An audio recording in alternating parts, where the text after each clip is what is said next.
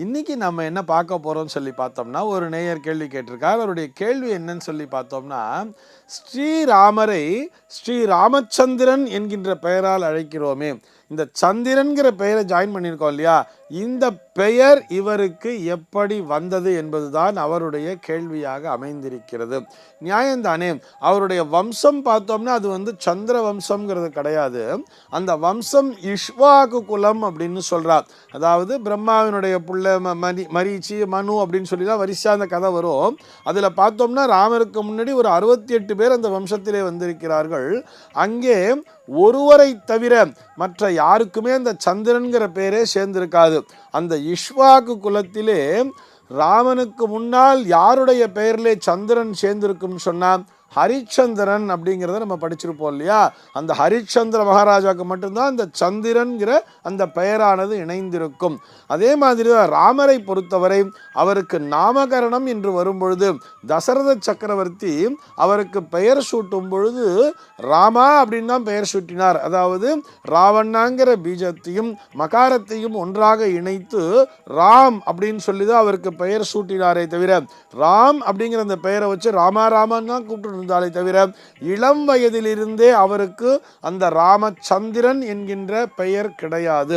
இருந்தாலும் இது எப்படி சார் ஜாயிண்ட் ஆனது அப்படின்னு சொல்லி பார்த்தோம்னா, ஹரிச்சந்திர மகாராஜாவை எடுத்துட்டாலும் சரி, அவருடைய ஆட்சி காலத்திலே எல்லோரும் அமைதியான முறையிலே நல்ல செல்வாக்கோடு வாழ்ந்து வந்தார்களாம். ஏன்னா ஹரிச்சந்திரன் உண்மையே பேசுபவன் படிச்சிருக்கோம் இல்லையா.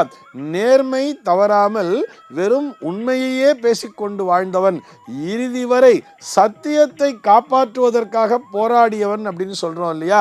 அதுக்குத்தானே அவருக்கு அந்த நீங்க அப்படியே கம்பேர் பண்ணி பார்க்கலாம். விஸ்வாமித்திர மகரிஷி எவ்வளவு சோதனைகளை செய்திருப்பார்.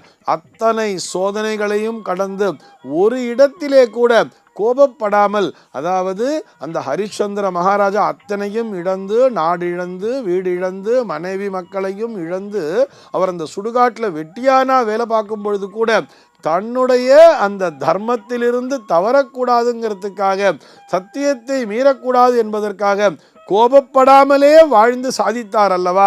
அதுதானே அந்த சந்திரனுடைய அம்சம். அதே மாதிரி தான் இங்கே ராமச்சந்திர பிரபுவும். ராமனும் பார்த்தால் அந்த சத்தியத்தை காப்பாற்ற வேண்டும், மக்கள் அனைவரும் நல்லபடியாக வாழ வேண்டும், மக்கள் மனதிலே தன்னுடைய ஆட்சி காலத்திலே ஒரு சிறு சஞ்சலம் கூட வந்துவிடக்கூடாது என்பதற்காக. அதாவது இங்கே ஏன் சந்திரன்கிற பேர் வந்தது அப்படின்னு சொன்னால், இந்த சந்திரனைத்தான் மனோகாரகன்னு சொல்கிறோம். இது போக இந்த சந்திரனை கண்டாலே ஒரு மன மகிழ்ச்சிங்கிறது கிடைக்கும் தெரியுமா. ஒரு அன்பு, ஒரு பாசம், ஒரு கனிவு, ஒரு தாய்மை உணர்வு அப்படின்லாம் இந்த சந்திரனுக்கு தான் எல்லாத்தையுமே காரகத்துவமாக கொடுத்துருக்கா. ஒரு பூரண சந்திரனை பார்க்கும் பொழுது, ஒரு முழுமையான அந்த நிலவை பார்க்கும் பொழுது நம்மையும் அறியாமல் நம்முடைய மனதிற்குள்ளாக ஒரு உற்சாகம் அப்படிங்கிறது வர்றது இல்லையா. அந்த மனோகாரகம் அப்படின்னு சொல்றோம் இல்லையா, அந்த மனோகாரகனை தூண்டி விடுகின்ற அந்த அம்சமானது எவரிடத்திலோ இருக்கிறதோ அவர்களுக்குத்தான் இந்த சந்திரன் என்கின்ற பெயர் பொருந்தும் என்பதால், அதாவது இந்த ராஜாக்கள்லாம் பட்டத்துக்கு வரும்பொழுது அவர்களுடைய பெயரோடு ஒரு பட்ட பெயர் என்பது இணையும் தெரியுமா. அப்படித்தான் இந்த ராமனுக்கு அவருடைய பட்டாபிஷேகத்தின் பொழுது அந்த ராமச்சந்திராய நமஹா அப்படின்னு சொல்லி, ராமச்சந்திர பிரபோ அப்படின்னு சொல்லி எல்லோரும் வழிபட தொடங்கினார்கள்னு சொல்றார். அப்படி அந்த அவருடைய முகத்தை காணும் பொழுதே இரவு வேறு பகல் வேறு அல்ல, எல்லாமே ஒன்றுதான், இது அனைத்துமே இரவும் பகலும் எனக்குள்ளாகவே அடக்கம் அப்படிங்கிறத மாதிரி, சூரியனும் நானே சந்திரனும் நானேங்கிற மாதிரி அவருடைய முகத்திலே பார்க்கும் பொழுது அந்த சந்திரனுடைய, அதுவும் சந்திரன் சொன்னா ஒரு பூரண சந்திரனுடைய அந்த ஒளி அம்சமானது நிறைந்திருப்பதால் தான் ராமனுக்கு ராமச்சந்திரன் என்கின்ற அந்த பட்டப்பெயரானது சேர்ந்தது.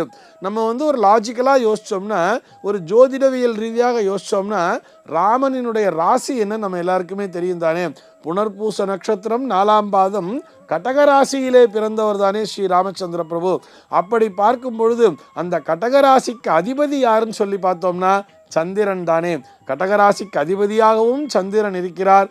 அந்த சந்திரனுடைய முழுமையான குணத்தினை பெற்றுக்கொண்டவராகவும் சதா சாந்த ஸ்வரூபியாகவே தன்னுடைய மனைவியை இழந்திருக்கின்ற போதிலும் கூட நிதானம் தவறாமல் எல்லா இடத்திலேயுமே அந்த தர்மம் அந்த சத்தியத்தை காப்பாற்றுவதற்காக முன்னார் நின்றார் அல்லவா, அதற்காகத்தான் அவருக்கு அந்த சந்திரன் என்கின்ற அந்த பட்டப்பெயரும் ஒன்றாக இணைந்தது. ராமான்னு சொன்னா ஒரு எனர்ஜி, ராமச்சந்திரன் சொன்னா ஒரு மன மகிழ்ச்சி தானே. சர்வே ஜனாஹ சுகினோ பவந்து.